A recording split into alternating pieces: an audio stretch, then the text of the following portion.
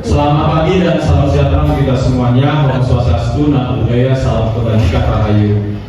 Sebelumnya saya ucapkan terima kasih pada Bapak Ibu pada hari ini dengan kesempatan untuk mengibaskan praktik baik dari diklat yang sudah saya ikuti di BPCK DKI Jakarta dalam rangka persiapan untuk fasilitator daerah Provinsi DKI Jakarta. Dari sekian banyaknya guru BK hanya 140 orang yang terpilih di DKI Jakarta, termasuk sekolah kita salah satunya. Di Cipayung cuma 4, SMP 160, SMP 246, SMP 283 dan SMP 196. Jadi mohon izin Bapak Ibu untuk mengikuti kegiatan praktik baik ini karena memang harus disampaikan kepada Bapak Ibu dulu. Baik, praktik baik 7 jurus BK hebat tentunya oleh saya sendiri. Sebentar. Ya, jadi dari kementerian diperkenalkan ada 7 jurus BK hebat. Dalam hal ini guru BK dianggap sebagai seorang pendekar yang membagikan kepada murid-muridnya jurus-jurus yang sudah disiapkan. Di sini ada yang pertama kenali potensi. Di sini kita diajarkan bagaimana sebagai guru tahu dan menggali potensi-potensi yang ada pada siswa. Kemudian kalau emosi, ini tentunya jelas bagaimana guru atau Bapak Ibu guru dapat mampu mengendalikan emosionalnya ketika kita berhadapan dengan peserta didik. Kemudian yang ketiga, tumbuhkan resiliensi. Resiliensi di sini adalah ketika siswa jatuh, bagaimana kita bisa membangkitkan semangat mereka kembali sehingga mereka dapat maju dan berkembang. Kemudian yang keempat, jaga konsistensi. Kita tahu konsistensi berarti kita konstan sebagai seorang guru. Lalu yang kelima, jalin koneksi, dan yang keenam, bangun kolaborasi, dan yang terakhir adalah menata situasi. Jadi 7 jurus BK ini disampaikan kepada kami untuk dipraktekkan dan dibagikan kepada Bapak Ibu. Tetapi yang diminta adalah hanya 1 jurus yang diimplementasikan. Ya, baik Bapak Ibu, itu. Sekarang kita sebentar. Mungkin Bapak Ibu bisa bangkit berdiri, kita mau nyanyi dulu. Ya, ini jinglenya 7 jurus BK. Ikuti saja Bapak Ibu ya.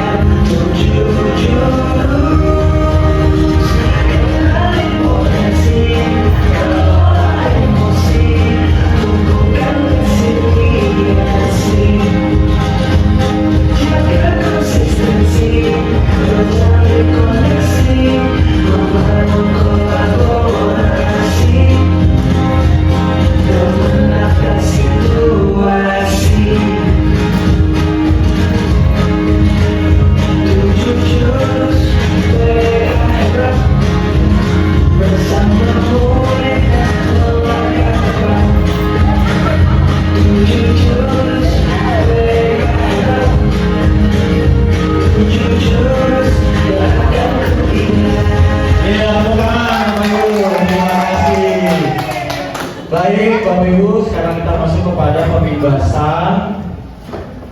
Ya, dari 7 jurus BK hebat, saya pilih satu, yaitu jurus yang kedua, kelola emosi. Sebenarnya sudah 3 saya praktekkan. Yang pertama, jurus yang kedua adalah kelola emosi. Kemudian jurus yang ketiga adalah resiliensi. Jadi melakukan kegiatan konseling individu dengan teknik burger, itu sudah saya lakukan. Nah, kemudian untuk pada Bapak Ibu guru yang dijelaskan adalah jurus kedua, kelola emosi. Bisa dimainin ya? Oke, jadi kita menggunakan teknik ARKA, ya, aktivitas, refleksi, kemudian konsep dan aplikasi. Kita menggunakan teknik ARKA di sini, aktivitas, refleksi, konsep dan aplikasi. Oke, jadi tadi seperti yang saya katakan bahwa guru BK di sini disilakan sebagai seorang pendekar yang memberikan jurus-jurus strategi kepada para siswa dan tentunya sekarang pada Bapak Ibu guru. Selamat datang di Gunung Merapi. Di sini kita akan belajar mengenai jurus kedua, yaitu kelola emosi. Kendalikan emosinya agar emosi tidak mengendalikanmu. Oke, Bapak Ibu, kita akan bermain. Mungkin Pak Joko minta tolong Pak, dibagikan satu-satu. Ya, kita akan bermain kertas emosi. Seperti itu Bapak Ibu ya. Satu-satu. Iya. Waktunya 10 menit selesai, nggak selesai. Iya. Kumpulkan.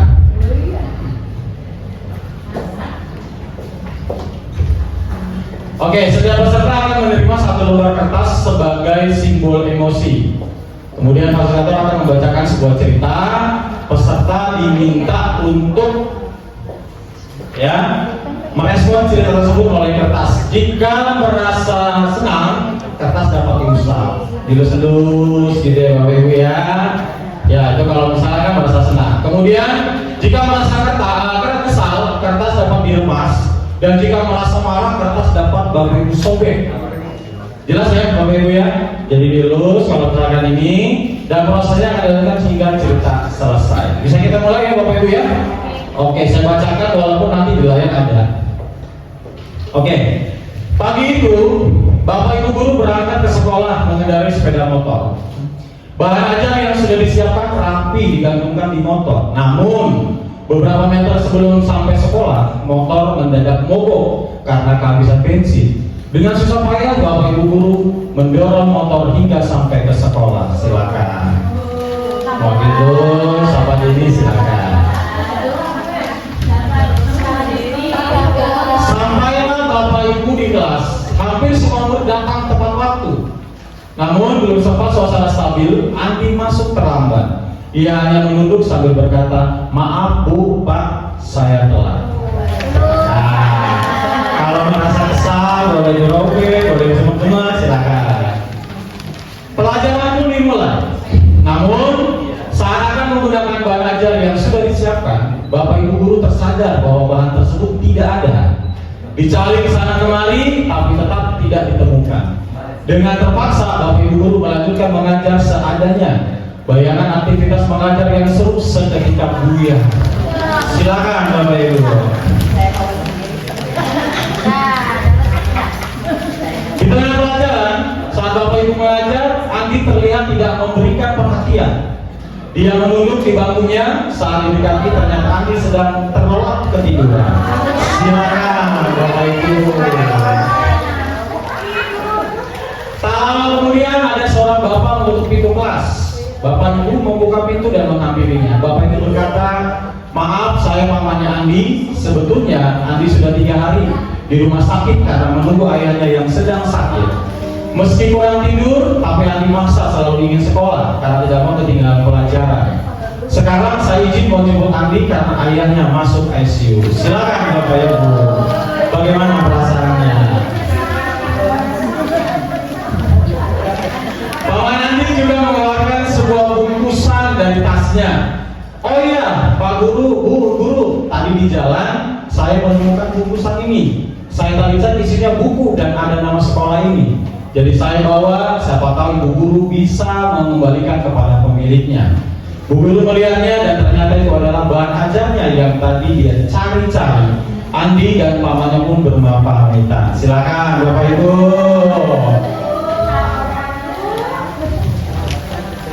Bapak Ibu kembali ke kelas dengan bahan ajar yang kembali di tangan Bapak Ibu Guru untuk melanjutkan pelajaran dengan semangat. Menggunakan bahan yang telah disiapkan pelajaran pun berjalan dengan penuh kegembiraan. Oke, Bapak Ibu sekarang kita diskusikan. Bagaimana kondisi kecerdasan Bapak Ibu sekarang? Ada yang lecek? Ada yang masih polos? Oke. Apakah Bapak Ibu merasa menyesal dengan apa yang Bapak Ibu lakukan pada kertas? Jika kertas itu adalah murid kita, bagaimana seharusnya kita bersikap? Saya minta pendapatnya. Pak Guna Pak kali ya. Pendapatnya bagaimana Bu dari kejadian tadi? Kalau ini jadi murid kita, ya nyesel juga ya. Seharusnya kita bersikap bisa lebih mengontrol emosi. Tanya dulu alasannya sebelum kita bereaksi. Jadi memang yang paling tepat adalah meresponi bukan bereaksi. Gitu Pak Ferry. Oke, terima kasih tepuk tangan Bapak Ibu. Ada lagi mungkin yang polos? Yang polos kertasnya pas nih. Oh ya, silakan Pak.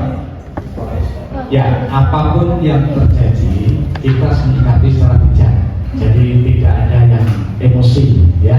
Tetap apapun yang terjadi, entah itu bahan ajarnya ketinggalan, bahan ajarnya hilang, kemudian motor mogok, semuanya itu kita hadapi setiap hari. Jadi harus kita upayakan kita tetap bisa mengelola emosi kita sehingga terjadi yang namanya marah-marah, kemudian emosi-emosi yang negatif. Terima kasih. Baik, terima kasih Pak Seni.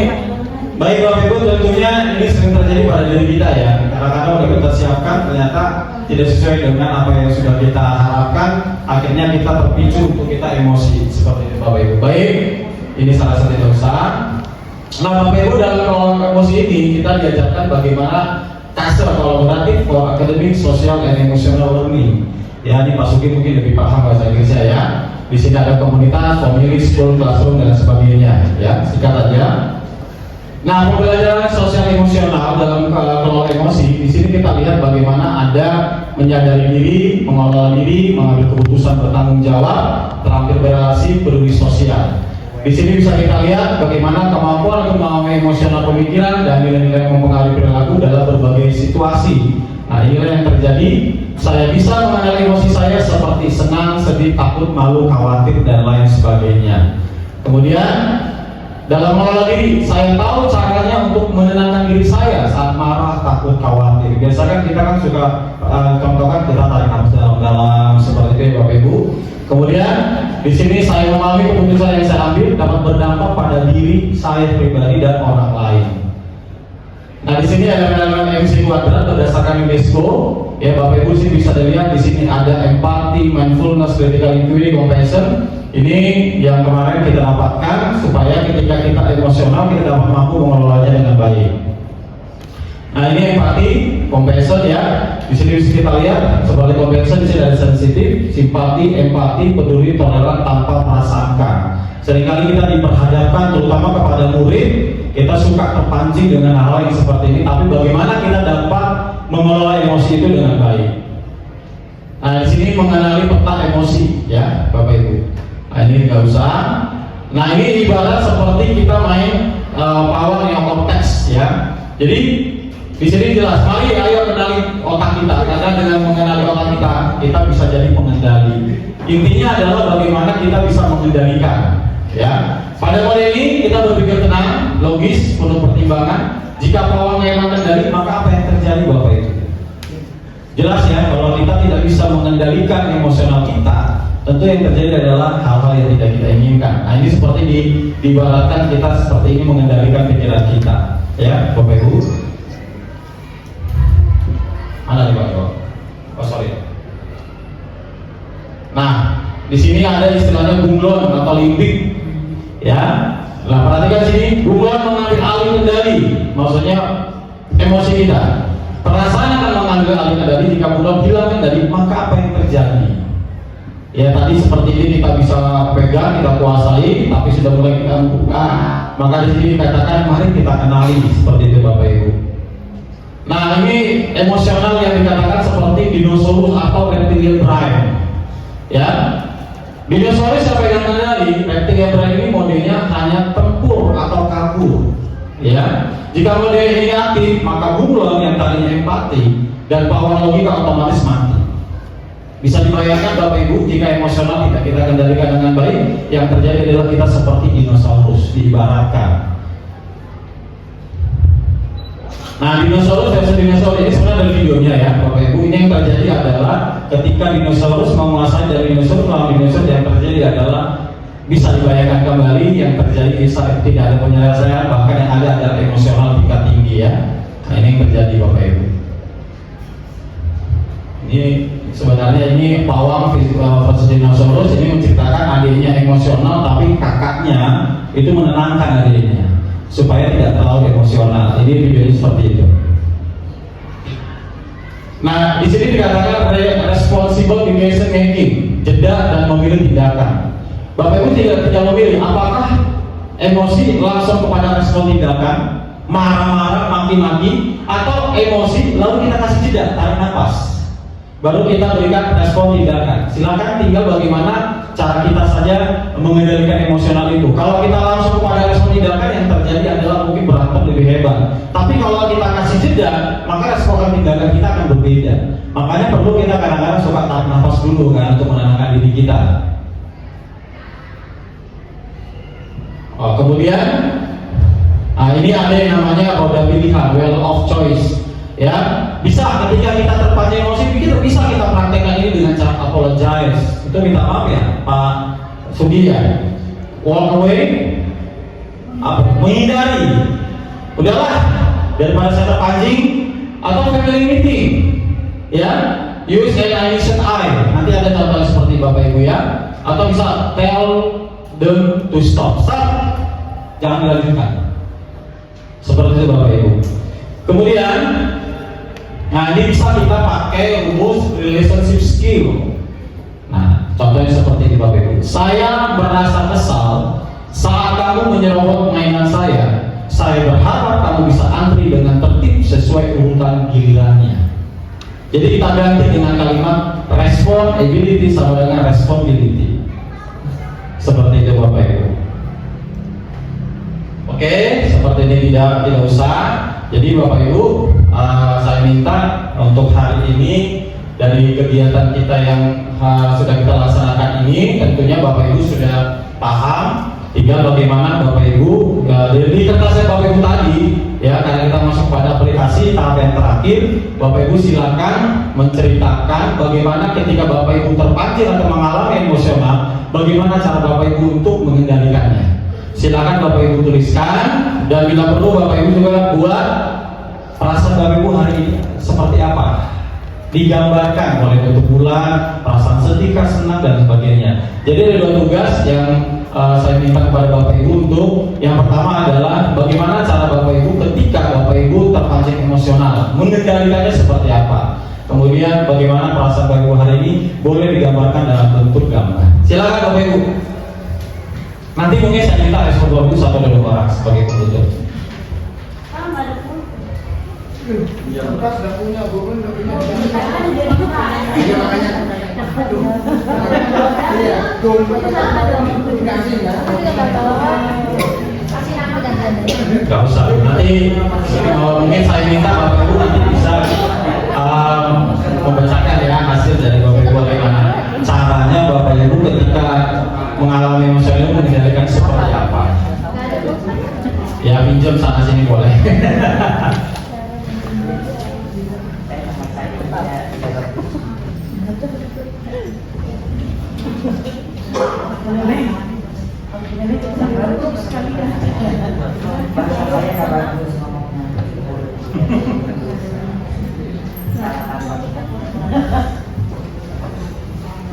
Ada pulpen. Gak ada pulpen.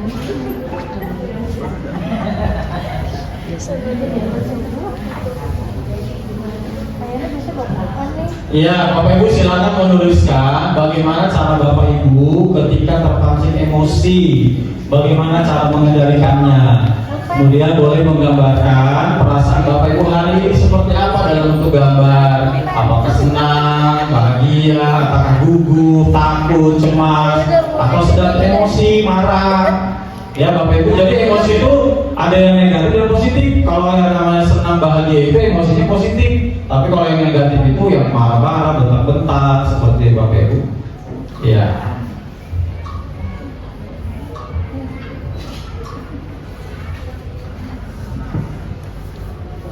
Wah, sepertinya Bu Edwina lagi galau.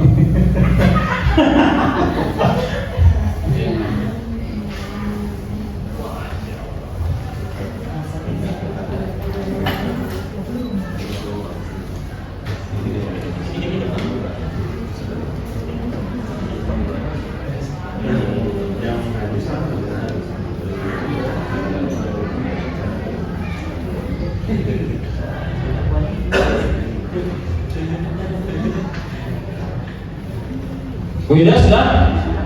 Ya. Boleh disampaikan Bu, bagaimana Bu caranya? Kalau saya biasanya kalau emosi yang saya tahan tarik nafas, jadi dalam-dalam gitu. Ya, silakan Bu Mina.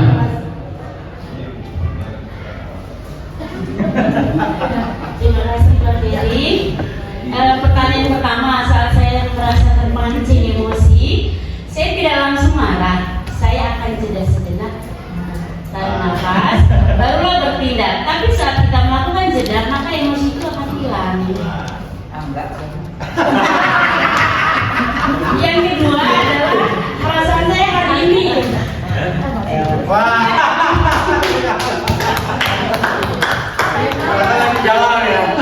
Karena HP saya mati tiba-tiba.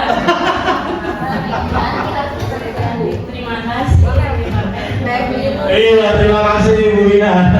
Ada lagi mungkin satu atau dua lagi? Bu Ina, mau pasang lagi atau pakai mic? Kalau saya hari ini penuh rasa cinta. Asik. Ya, nah kalau saya pribadi ya, mungkin karena basicnya sering guru agama ya. Walaupun beberapa pelatihan kan sebenarnya ketika menemukan sesuatu yang kurang baik, betul harusnya seperti Bu siapa namanya Bu Gina ya, ada jeda dulu. Tapi saya kadang-kadang suka langsung gitu. Setelah itu saya menyampaikan ke anak-anak, itu karena kamu salah sebenarnya.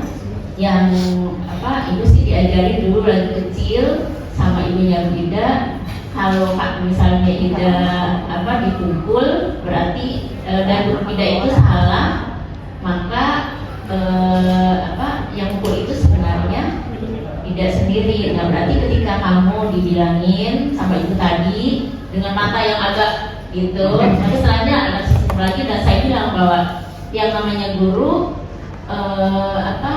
marahnya hanya saat itu karena kamu salah. Setelah itu udah gitu Pak. Oke, baik. Terima kasih. Satu lagi ya, Mas nih.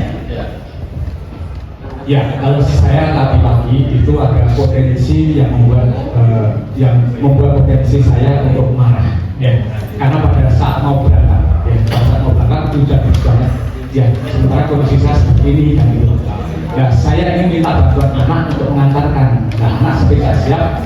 Kemudian istri saya nambahi, ayah jangan berat sendiri, nanti berbahaya. Ya. Akhirnya anak dipaksa. Nah, oke. Saya tanya, Mas tolong antri ayah, ya, siap ya. Nah, sambil saya jeda, saya katakan dari saya harus punya hati seluas samudra, ya. Saya punya hati seluas samudra, ya. Saya lihat dari sisi positifnya, sehingga anak saya pun dengan senang hati mengantarkan saya, sehingga saya bisa menetapkan sikap yang arif, ya, sehingga tidak ada yang sakit hati. Terima kasih. Ya, terima kasih Pak Sandi. Baik Bapak Ibu, ada lagi satu lagi, Pak Sugi ya. Kayaknya dari semangat. Silakan Pak. Gimana Pak? Bukan siapa? Bukan semangat Pak, keinginan di sini. Oke, baik Bapak Ibu sekalian, Pak Ferry. Pertanyaan cara menghindari jika terpancing secara emosional itu memang biasanya saya akan melakukan apa yang tadi Pak Ferry jelaskan juga. Jadi yang saya lakukan jika terpancing emosi, yang pertama tentu saya akan diam sejenak. Jadi diam sejenak, kemudian mengambil nafas dalam, kemudian saya akan berbicara dengan tenang, tidak emosi, menyampaikan unek-unek pikiran saya kepada tentu lawan bicara saya, bisa siapa saja. Tapi kadang-kadang sih kalau jika terjadi di jalan atau apa, kadang-kadang juga langsung saya merespon. Tapi dengan tenang bahwa tadi itu sepertinya seperti ini Pak, seperti itu. Saya sampaikan kadang-kadang refleks, saya harus proaktif juga, merespon juga jika memang saya tidak melakukan itu seperti itu Pak. Oke. Baik, terima kasih Mas Riki. Tepuk tangan dong Bapak Ibu untuk kita semuanya. Baik Bapak Ibu, tadi sudah jelas ya bagaimana cara Bapak Ibu mengendalikan emosi supaya jangan seperti dinosaurus ya. Dinosaurus yang terjadi adalah kacau seperti itu. Tapi mari kita sebagai bunglon yang bisa mengendalikan dalam situasi, tempat dan keadaan, sehingga ketika kita bisa seperti bunglon di ibarat kata kita bisa tahu posisi kita, kemudian kita bisa melihat situasi dan kondisi sehingga kita mampu mengendalikan emosi. Demikian Bapak Ibu yang bisa saya sampaikan berbagi praktik baik pada saat yang kemarin terlaksana tanggal 13 Oktober lalu. Kiranya ini bermanfaat untuk kita semuanya, dan sekali lagi saya ucapkan terima kasih untuk partisipasi Bapak Ibu, dan terima kasih. Selamat pagi. Wassalamualaikum warahmatullahi wabarakatuh. Mandiri dan kuat, tumbuh di lingkungan sehat, bersama guru yang hebat, penuh cinta dan bersahabat, mendidik dengan tulus, gunakan 7